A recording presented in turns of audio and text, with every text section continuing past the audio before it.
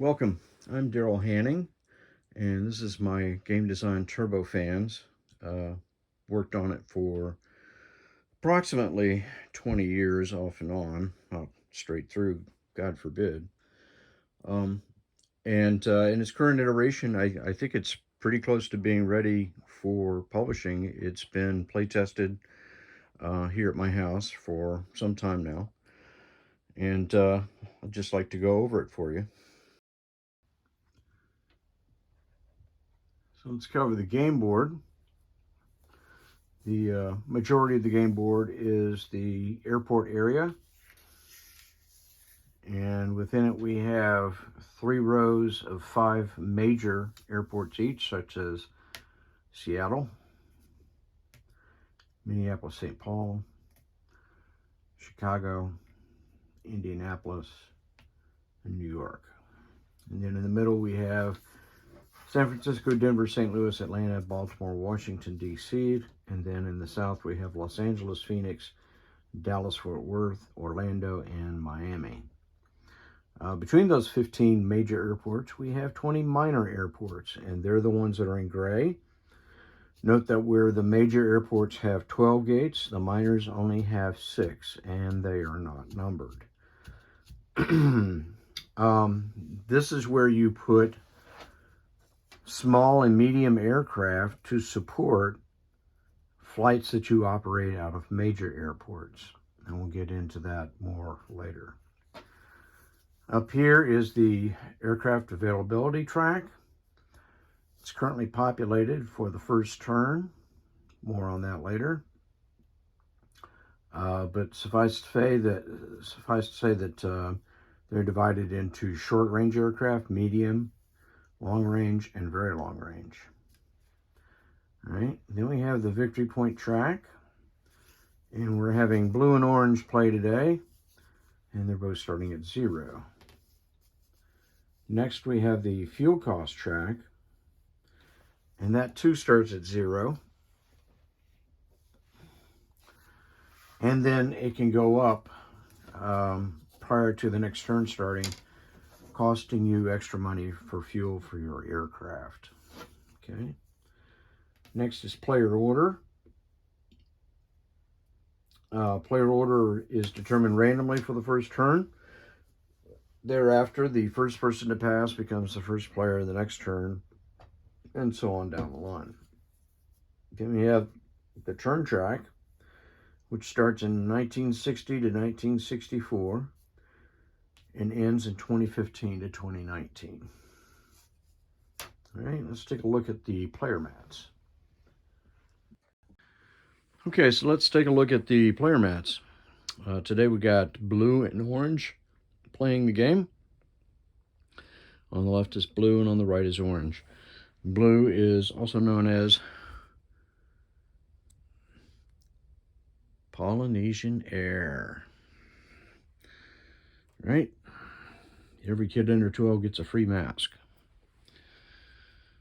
And orange is Parrot Head Air.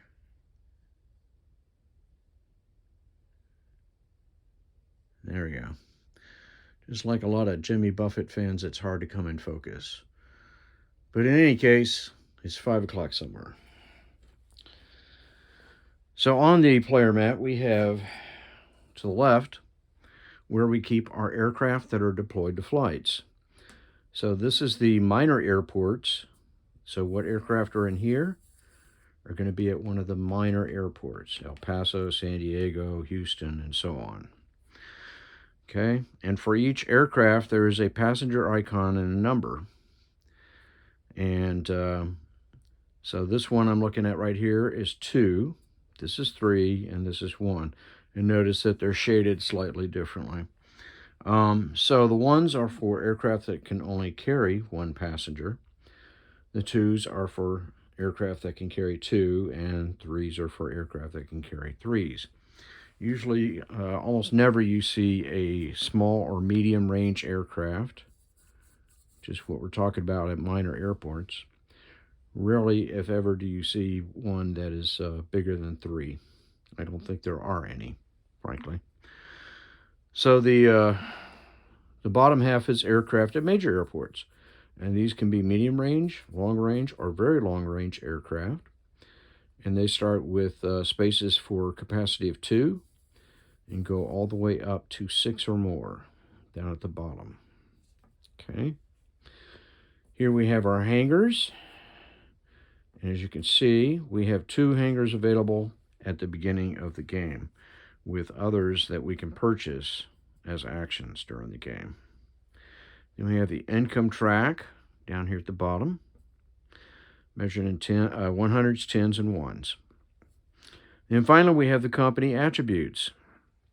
There are 5 of those, and they start at the bottom of each column, and their values, we'll just lift them up so you can see them here. Okay.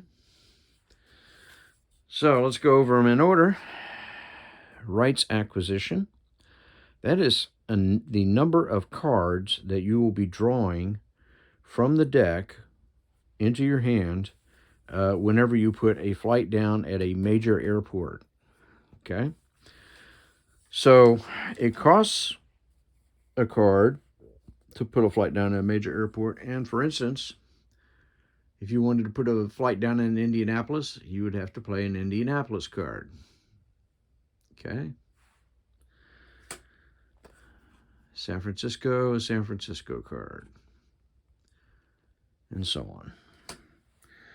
But when you discard that card, you're going to get 2 back. That's what this 2 is.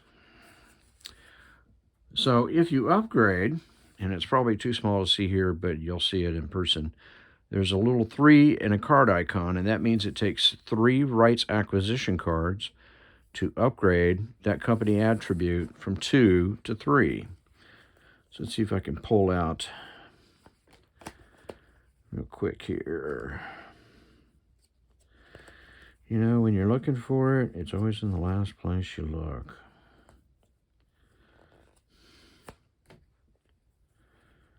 There we go. There's one.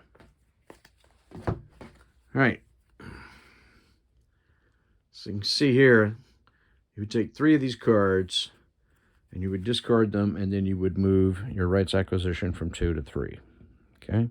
And that means from that point on in the game, whenever you deploy a flight at a major airport, you would draw 3 cards instead of 2.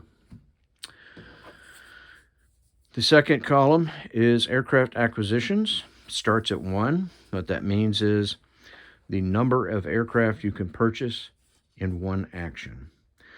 Note that as you improve your aircraft acquisition rating, you're probably going to want to buy additional hangars to make sure you have the room for multiple aircraft. The third category is aircraft deployment.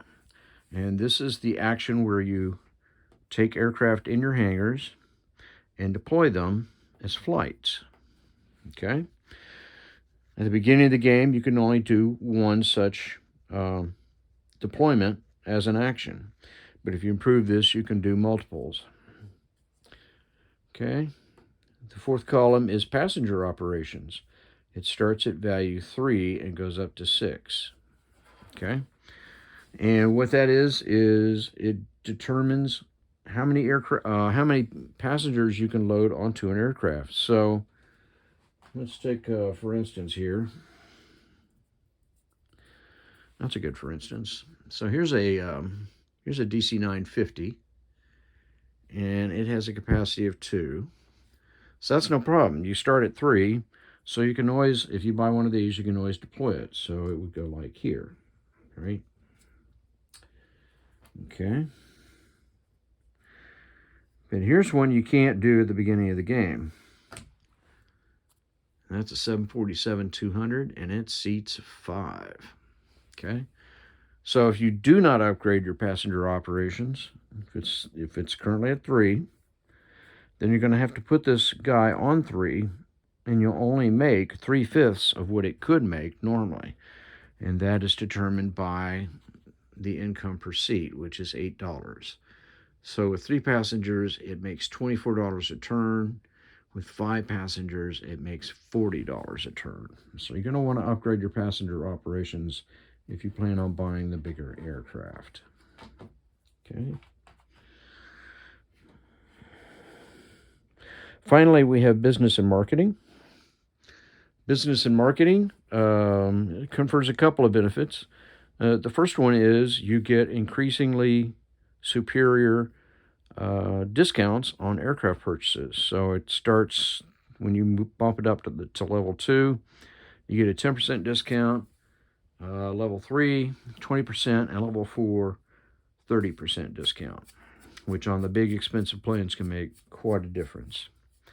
The second advantage it confers you is up on the aircraft availability track, and we'll show that a little later.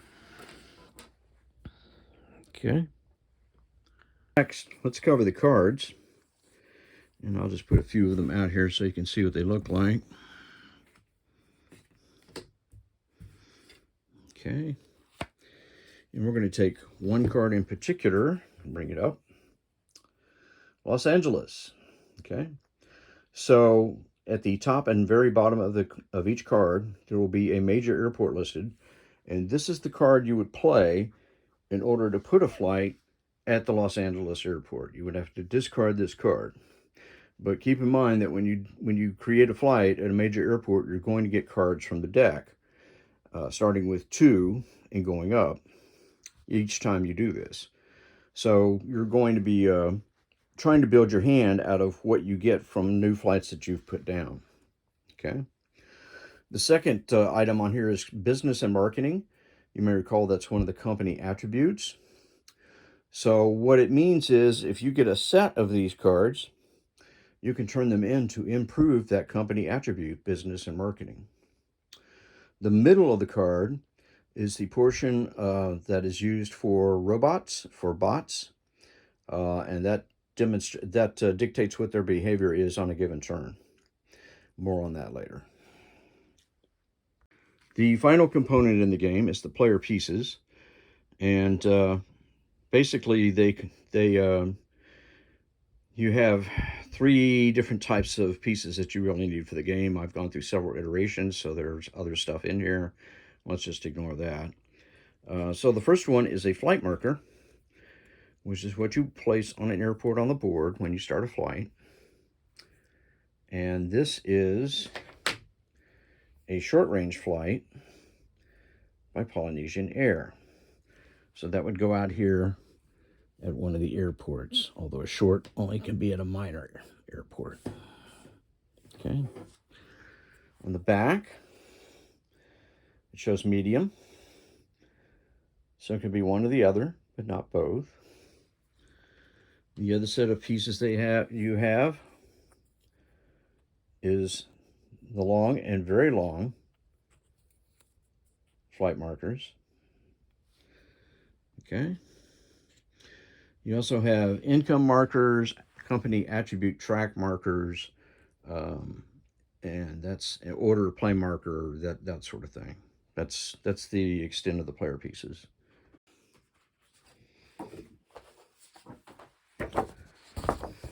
This is the player aid, and on it shows you the sequence of play, and then the possible actions you can take on your turn at the bottom, and then a breakdown of what you see on the map and all what you see on the aircraft counters. Okay. On the back,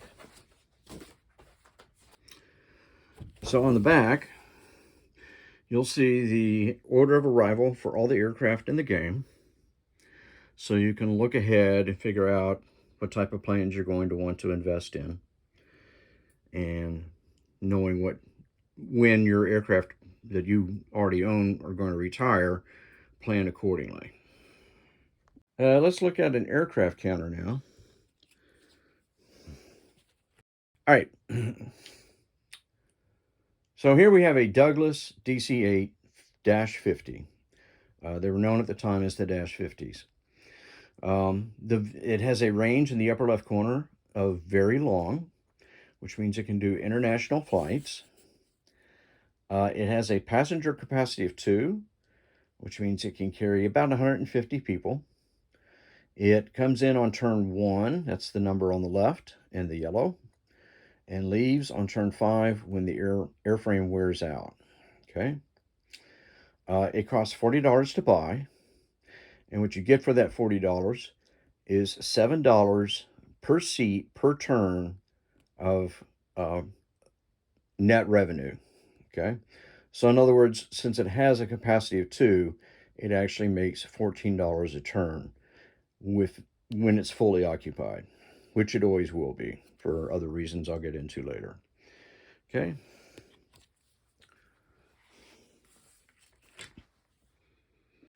This is the current rule book. It is 17 pages long. That includes examples of play.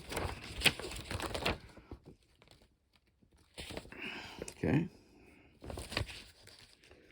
It has the table of contents up here, of course. And then explanations of the aircraft components and glossary of terms, player pieces, and so on. Okay. So 17 pages, 2 columns. I think it's 11-point aerial for most of it. In addition to this, we have the flowchart used for determining bot behavior. Frankly, after you do it a few times, you don't even need to look at the flowchart anymore. You'll know pretty much what they're going to do on their turn. Okay, so let's take a look at the individual actions now. The first action I've got shown here is purchase aircraft, which we've kind of already touched on, but we'll go over into more detail now. So when it's your turn and you pick that as your action, you're going to be looking at the aircraft up here in the display and picking one. If your aircraft acquisition rating is currently 1, you're going to pick one aircraft. And unless you've improved your business and marketing, you're only going to get to pick from these first 2 columns here. Okay. You'll pick that aircraft up. You'll pay for its cost to the bank, and then you'll put that aircraft in one of your hangars. So for instance, Blue purchases a DC-850. It costs him $40, and he puts it in a hangar. Okay, that's it. That's as simple as it gets. Okay. Next is deploy aircraft. So here you're going to be taking aircraft that are sitting in hangars on your player mat, and you're going to deploy them out here at minor or major airports. So if Blue, for instance, wanted to deploy this DC-850, he'd be putting it at a major airport because its range is VL.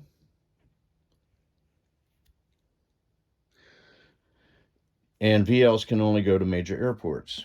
So he would put it down on one of the 2 spots on his board. So let's say he puts it right there. He'll then be adjusting his income. For 2 seats at $7 each, he'll be making $14. Okay. In addition to that, when he puts that flight down, he has to play a card for the airport. So let's say he's going to Orlando. So here's our Orlando card. He played that. So he put a VL marker down at the first available gate in Orlando. Okay. Keep in mind that when you when you deploy aircraft, you have support. This is very important. Right now, the way it stands, Blue could not deploy that aircraft, that DC-850, to anywhere on the board because he cannot support that flight. He would also need, let's say on his second action, he would take a short or a medium aircraft. Okay. Buy that for $4, put it in his hangar, and then he would have to deploy that first. So on a subsequent action, he deploys this, and it's a 1. It's got a passenger capacity of 1. So he puts it up on one of his 1 spots. he collects $3. And he puts a short flight at anywhere adjacent to where he wants to put that big flight. So let's say he puts it at Nashville. Okay, so there, he's got a flight at Nashville. So now in a subsequent action, or if he had an aircraft deployment rating of 2 or higher, he could do both in the same action. In a second action, he plays his Orlando card and places that DC-850 on his aircraft at major airports, which you can't see, so let's put it over here.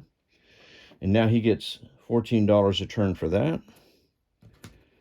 So he's got a total income of 17, and he puts a VL at Orlando.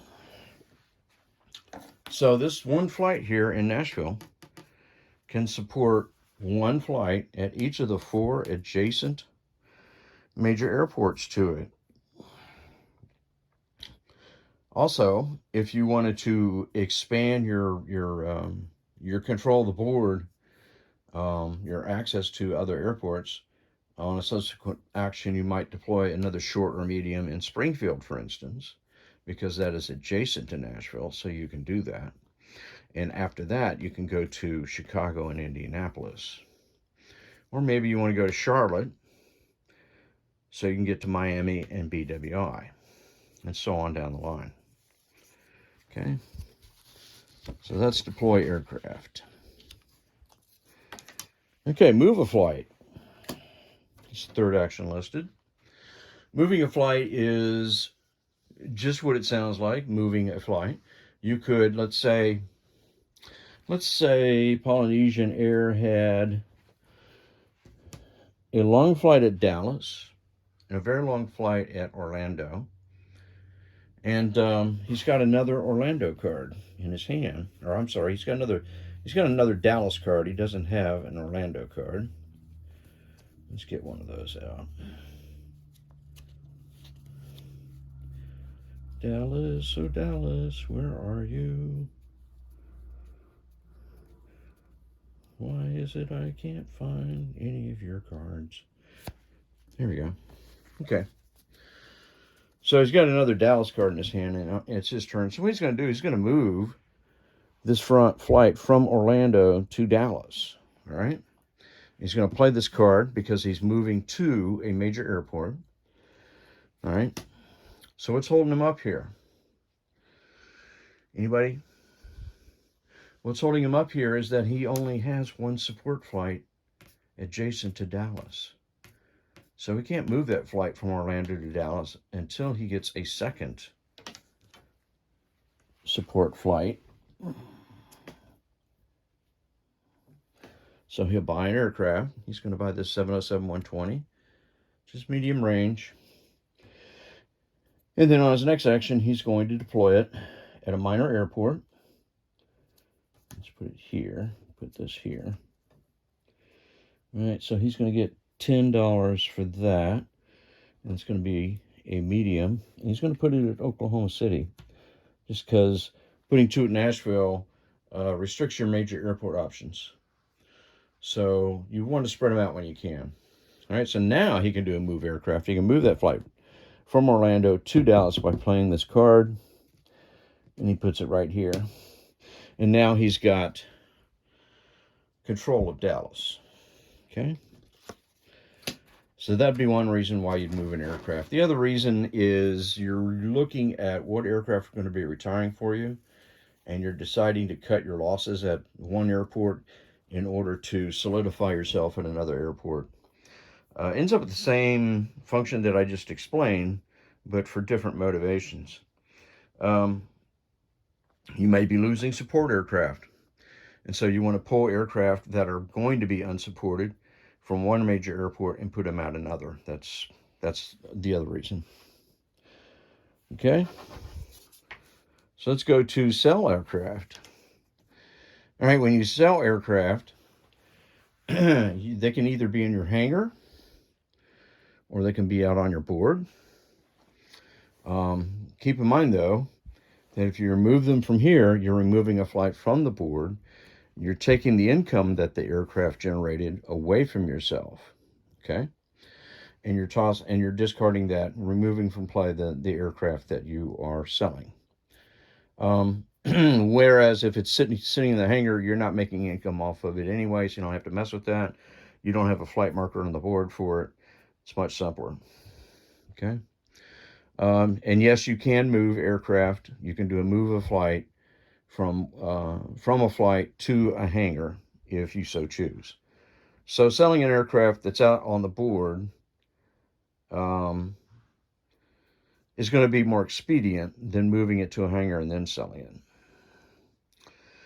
But anyway, when you sell it, like I said, you reduce your income if it was a flight. So what you get back for that aircraft, and let's say that he sold his DC-850, is you're going to get, come on,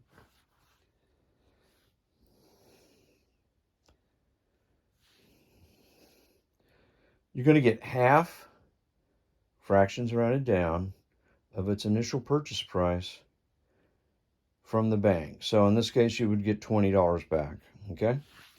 Now, you cannot sell an aircraft on the turn that it is retiring. So in this case, you could not sell this DC-850 on turn 5, okay? Because it's going away anyway. Okay, so that's selling. Replace an aircraft. Your motivation for replacing an aircraft would be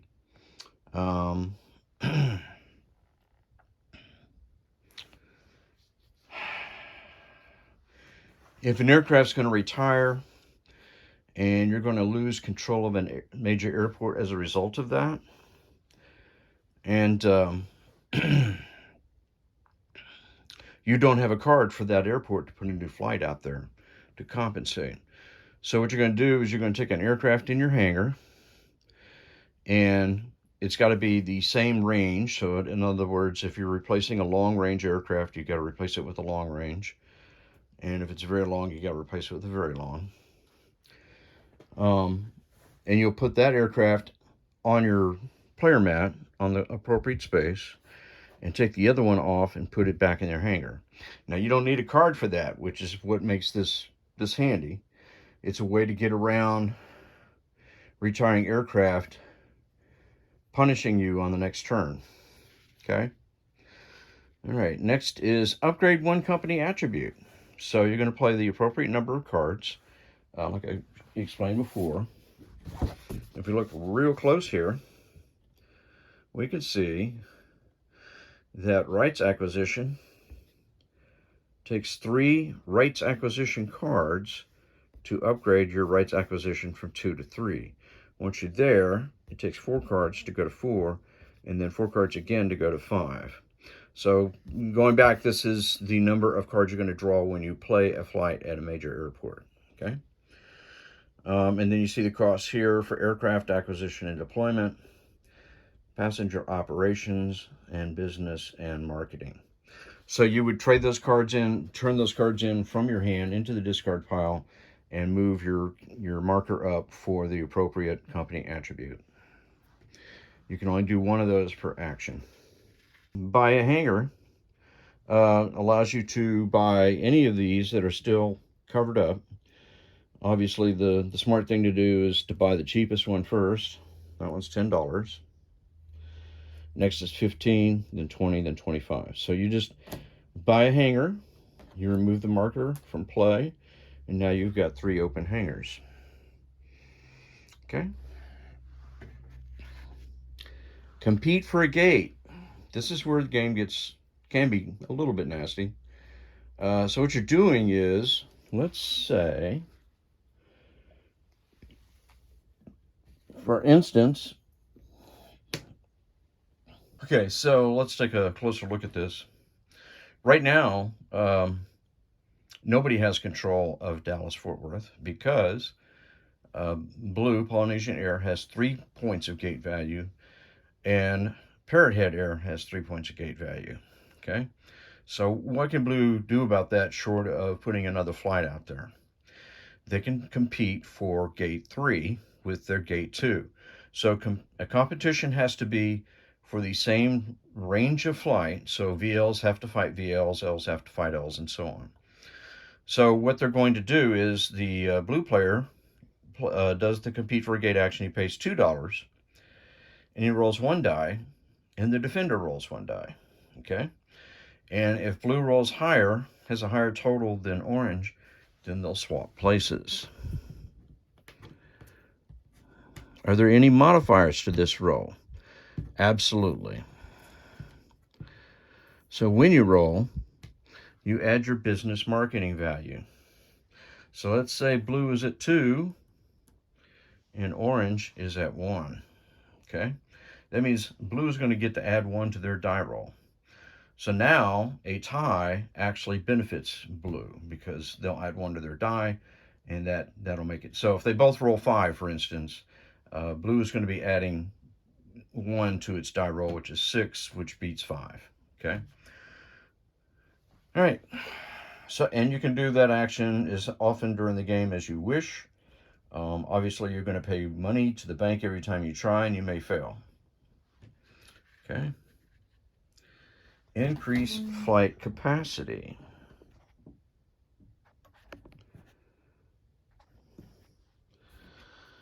Okay.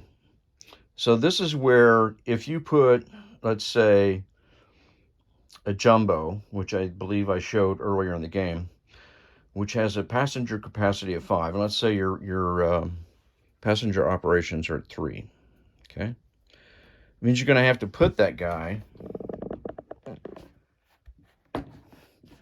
on one of the 3 spots on your board.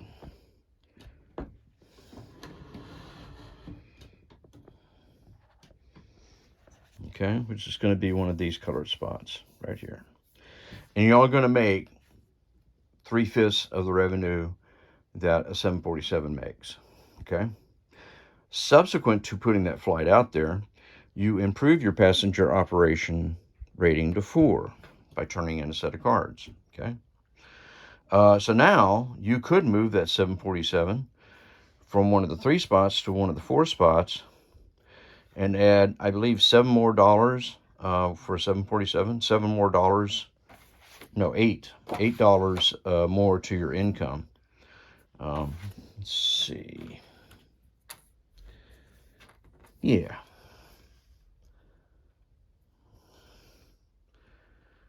Yeah, so you're going to go from $24 of income every turn to $32 every turn. And then once you go to 5, you can move it from one of the 4 spots to one of the 5 spots and gain $8 more. So that allows you a partial implementation of larger aircraft, despite your limitations in passenger operations, and improving it later. That's the point of that action. All right, swap cards. Very simple. You can select up to 3 cards from your hand to discard, and then draw the same number as you discarded from the deck. So this is a way to maybe get better cards for your strategic aims on the board. So let's say you're looking forward to get another flight at Dallas, then you might trade cards in to get Dallas, or you might need another card to make a set for passenger operations. So you discard cards that aren't passenger operations and draw cards, and hopefully you'll get one out of that. And there's lots of reasons for doing this. The danger that you have to keep in mind is wasting too many actions on swapping cards. Sometimes it's better to be more flexible in your strategy, because you're gonna find yourself having swapped cards several actions in a row, and now everybody else has passed, and you only get one more action, and you want to avoid that. And then finally, the final action is pass, where you end your turn and you move your turn order cube to the next available spot on the player order. Okay.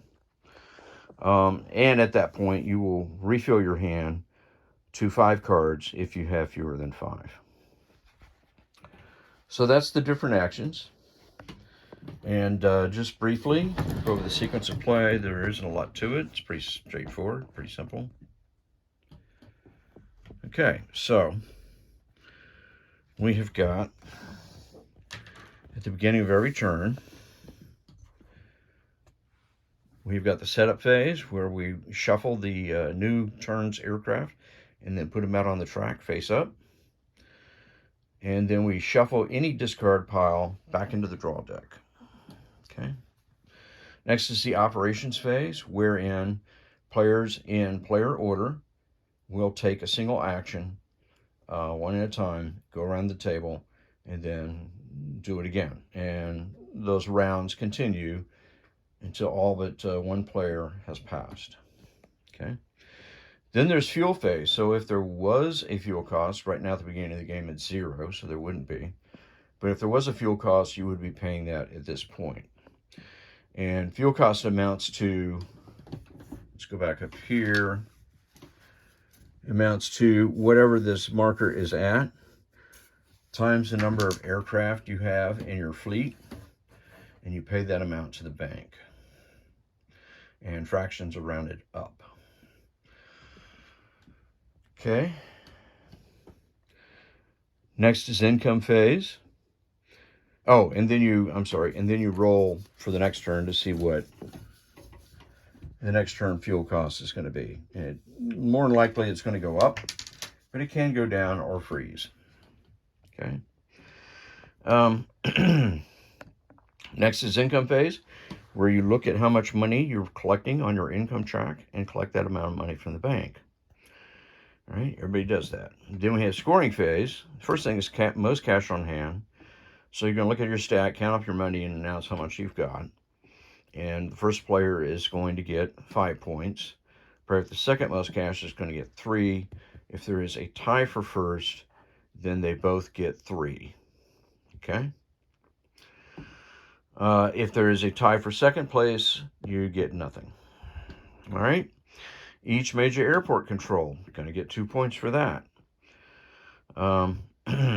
Each most minor airports that you have aircraft at were 3 points, 1 point for second place, or if 2 players tie for first. Then you retire aircraft, okay? And that's going to be whatever aircraft are supposed to have an end turn that matches the current turn. They get removed from your flights and your hangars. If they are in a flight, you're going to have to remove the flight marker from the board, wherever airport they're at. And that's going to be your choice. So it could be, it doesn't necessarily have to be the one that you put down when you put that aircraft down. God forbid you have to keep track of that nonsense. You just put down one of the same length. So if you're returning a VL aircraft, you have to remove a VL marker from somewhere on the board. And then you're going to reduce your income by the amount that you've lost because it's retired. And then you're going to check support, because if you're losing aircraft at minor airports, you may suddenly find yourself without support. Now, if you do, and you have one or more aircraft that can no longer be supported as a result of aircraft retirement, then you have to take the flight off the board and put those aircraft in any open hangars you have. If you do not have enough open hangars, you're going to lose some of your aircraft. You don't want to do that. Okay? And then it's cleanup phase, and that's going to be removing any aircraft that are still out here on the availability track. They're not going to be available for the next turn. We're going to get a whole new bunch of aircraft.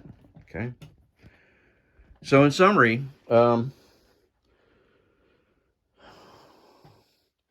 Turbofans is a game of long-term strategy. There's several approaches. One is to stay geographically confined. So you may confine yourself intentionally to one section of the board, such as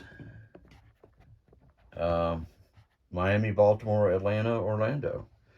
You might want to stay, close to, and what that allows you to do is focus and concentrate the number of supporting flights at the minor airports at a handful of those rather than spreading them across the board. Okay? So that's one way to go. The other way to go is to spread out as far as you can in as many directions as you can, and then see what opportunities arise as a result of that. That takes the that maximizes what you're going to get in your hand as new cards. It's going to make things a lot easier for you to manage, but you lose some focus in the process.